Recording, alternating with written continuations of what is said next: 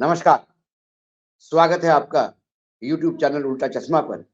लेकर आया हूँ आपका अपना कार्यक्रम विश्लेषण विद वानखड़े। देश में बहुत सारी चीज़ें हो रही है, सबसे बड़ा है किसान आंदोलन।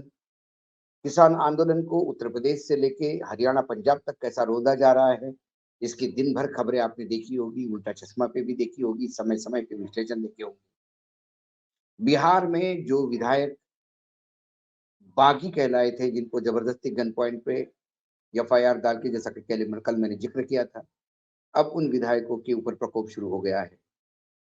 महाराष्ट्र में ईडी ने फिर जैसा कि अशोक चव्हाण के बारे में बताया था, अशोक चव्हाण अब आज बीजेपी में पूर्ण रूप से जॉइंट हो गए। उन्होंने इतना ही कहा कि मैं एक अल्टरनेटिव जगह ढूँढ रहा था, मुझे किसी से कोई तकलीफ नहीं थी। कांग्रेस ने आरोप लगाया कि आप डर के भाग गए मैदान छोड़ के, आप डरपोक हैं।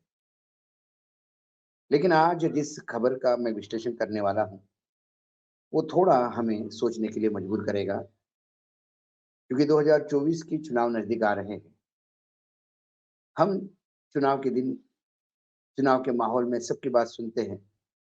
जात, बिरादरी, अपना, पराया, विचारधारा, हिंदुत्व, धर्म, राम मंदिर, तथाकथित विकास, बहुत सारी चीज़ें परोसी जाती है पक्ष और विपक्ष से। और फिर हम जाते हैं, बटन दबाते हैं। वो जो बटन दबाते हैं, चुनाव का प्रोसेस भले ही मतदान केंद्र में आपसे 1 घंटा लेता हो, लेकिन चुनाव का बटन जब दबाते हैं मात्र 30 सेकंड होते हैं। 30 सेकंड आप बटन दबाते हैं। 30 सेकंड बटन दबाते समय आप अपना नुमाइंदा, आप अपना रिप्रेजेंटेटिव तय करते हैं। हमारे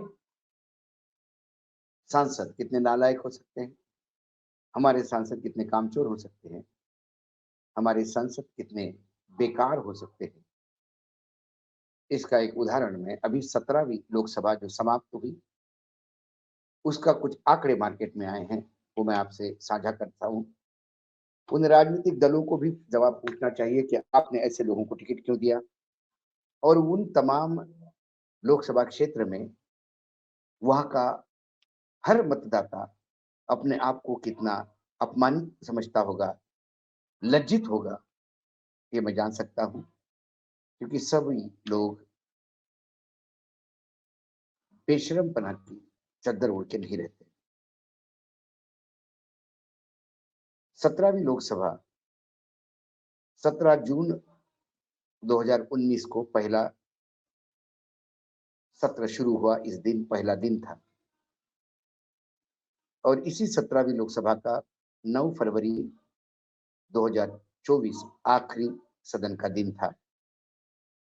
17 जून 2019 से लेके 17 9 फरवरी 2024 तक इस 17वीं लोकसभा के पूरे आयु में 5 साल के ऐसे भी महामहिम सांसद है 543 में से कि जिन्होंने अपना मुंह ही नहीं खोला, ना लिखने के लिए हाथ भी उठाया।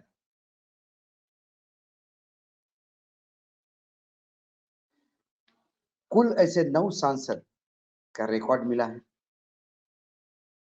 जिन्होंने एक शब्द भी 5 साल में नहीं बोला। पार्लियामेंट में मौन साधे रहे। 5 साल तक इनका मौन व्रत था, लेकिन यही सांसद बाहर बकवास करने के लिए भी जाने गए। मतलब जहां लोकसभा क्षेत्र की समस्याओं का निवारण करना है, देश में जो भयानक स्थितियां हैं देश की, उसके बारे में बखान करना है, नहीं किसी का तो कम से कम अपनी सरकार का बचाव करना है, इसके लिए भी उन्होंने मुंह नहीं खोला। उन 9 में से 3 सांसद ऐसे हैं कि जिन्होंने एक लाइन भी लिख के लोकसभा में एक सवाल पूछा, ना कुछ बात कही। अब इन 9 सांसदों में 6 तो विश्व की सबसे बड़ी राजनीतिक दल भारतीय जनता पार्टी के हैं, 2 बंगाल के ममता बनर्जी के हैं और 1 बीएसपी का है। बीएसपी के एक सांसद की मैं बात मान सकता हूं, क्योंकि बीएसपी में सिर्फ बहन जी बोलती है, बाकी किसी को बोलने का अधिकार नहीं। तो पहले भी बीएसपी के सांसद जिनको बोलना, जितना ही बोला जाता था उतना ही बोलते थे। टीएमसी में ये प्रॉब्लम है, या तो वो बहुत ज्यादा बोल देते हैं, जरूरत से ज्यादा बोल देते हैं, या फिर बोलते ही नहीं। और भाजपा में क्यों नहीं बोले? सरकार का बखान ही करना था, मोदी जिंदाबाद ही कहना था, जय श्री राम का नारा ही लगाना था। वो भी ये लोग नहीं कर पाए। वो उसके लिए बीजेपी को भी शर्मिंदा होनी पड़ी। अभी देखिए, सांसदों के नाम देखिए। रमेश चंद्रप्पा, जिगन गंजी, लोकसभा क्षेत्र कर्नाटक, सॉरी माफ कीजिएगा, रमेश चंद्रप्पा जिगनजंगी, बीजापुर कर्नाटक लोकसभा क्षेत्र, एससी रिजर्व क्षेत्र है। ये वहां के बीजेपी के सांसद है जो उन्होंने मुंह तक नहीं खोला। फिर है बीएन पाचेगौड़ा, ये चिकबालापुर कर्नाटक के सांसद है। इन्होंने भी मुंह नहीं खोला। उसके बाद है प्रधान भरुआ, लखीपुर लोकसभा कॉन्स्टिट्यूंसी आसाम, इनने भी मुंह नहीं खोला। उसके बाद सनी देओल, गदर 1 गदर 2 के हीरो, बाहर तो गदर मचाते हैं फिल्म इंडस्ट्री में, लेकिन यहाँ चुप बने रहे, चुप्पी साधे रहे। गुरदासपुर पंजाब के बीजेपी के सांसद अनंत कुमार हेगड़े, उत्तर कर्नाटका भाजपा। फिर एक V Srinivas Prasad, Chamarajanagar SC constituency Karnataka. देखिए कर्नाटक के 1 2 3, ये जो बीजेपी के जो 6 सांसद है उसमें से 5 सांसद, मतलब 4 सांसद अकेले कर्नाटक के हैं। कर्नाटक में जब ऐसे सांसद आएंगे तो वहां के लोग बीजेपी को क्यों चुनाव जितवाएंगे? इसलिए वहां कांग्रेस विधानसभा में आई। ऐसा मैं कहूं तो अतिशयोक्ति नहीं होगी। 2 उनके 6 में से 4 कर्नाटक के हैं, 2 में से 1 आसाम का है और 1 सनी देओल। सनी देओल को टिकट क्यों दिया, ये समझ के परे है। हेमा मालिनी जी थोड़ी बहुत एक्टिव है, वो सांसद है बीजेपी की। फिर उनके पति धर्मेंद्र, उनको बीजेपी ने एक बार टिकट दिया, उनका भी परफॉर्मेंस कुछ ऐसा ही तरह रहा। उनको टिकट इसलिए दिया कि वो जाट है और कहीं से जाट बहुल क्षेत्र से उनको चुनाव जितवाया और जिताऊ उम्मीदवार, क्योंकि बीजेपी को तब बीजेपी के पास ऐसे कोई, मुझे लगता है कि ना उनके पास कोई विकास का आराखड़ा है, ना कुछ किए हुए कामों का लेखा जोखा है जिसके भरोसे वो किसी को भी जितवा ला सकते हैं। उन्हें धर्मेंद्र की जरूरत पड़ी। चलो, अब तो 2019 तक तो बीजेपी के 6 साल पूरे हो गए थे और बाकायदा एयर स्ट्राइक हुआ था, राष्ट्रवाद का तड़का था। इतना सारा कुछ होने के बाद भी फिर गुरदासपुर से उनको सनी देओल को लाना पड़ा, जो धर्मेंद्र के बेटे हैं, लेकिन हेमा के सौतेले बेटे। धर्मेंद्र की 2 पत्नियां, उसमें पहले पत्नी का बड़ा बेटा है सनी देओल, एक अच्छा एक्टर, लेकिन अपनी फिल्मी दुनिया में भी शांत और चुप रहने के लिए जाने जाते हैं। उतना ही बोलते हैं जितना डायलॉग्स लिखे जाते हैं। भाजपा ने सबसे बड़ी गलती की, उन्हें तो चुनाव जितवाया, सांसद भी बनवाया, एक डायलॉग राइटर उनके साथ देना भूल गए, इसलिए वो वहीं पड़े रहे, एक शब्द नहीं बोला। टीएमसी के देखिए, दिव्यांदु अधिकारी, तम तमलुक कॉन्स्टिट्यूंसी वेस्ट बंगाल, यहां से है, और एक है शत्रुघ्न सिन्हा, आसनसोल वेस्ट बंगाल। शत्रुघ्न जी माइक देखते से ही उनको बोलने का रोग है, सारी दुनिया को खामोश करते हुए चिल्लाते रहते हैं, और शेर शायरी और अपने डायलॉग अदायगी के लिए जाने जाते हैं, हर जगह बोलते हैं। भाजपा में थे तो उनके बड़े बोलने से और जरूरत से ज्यादा बोलने से ही वो पार्टी को किनारे लगा दिए गए। शायद इसके डर से वो टीएमसी में गए तो बोले ही नहीं, और लोगों को खामोश करने वाले शत्रुघ्न सिन्हा खुद ही खामोश हो गए। और बीएसपी के जो सांसद है वो उत्तर प्रदेश से हैं, अतुल कुमार सिंह, घोसी से है, उत्तर प्रदेश से, लेकिन काफी समय से जेल में है। वैसे भी वो रहते तो बोलते कम, क्योंकि बीएसपी में बहन जी बोलती है, बाकी कोई नहीं।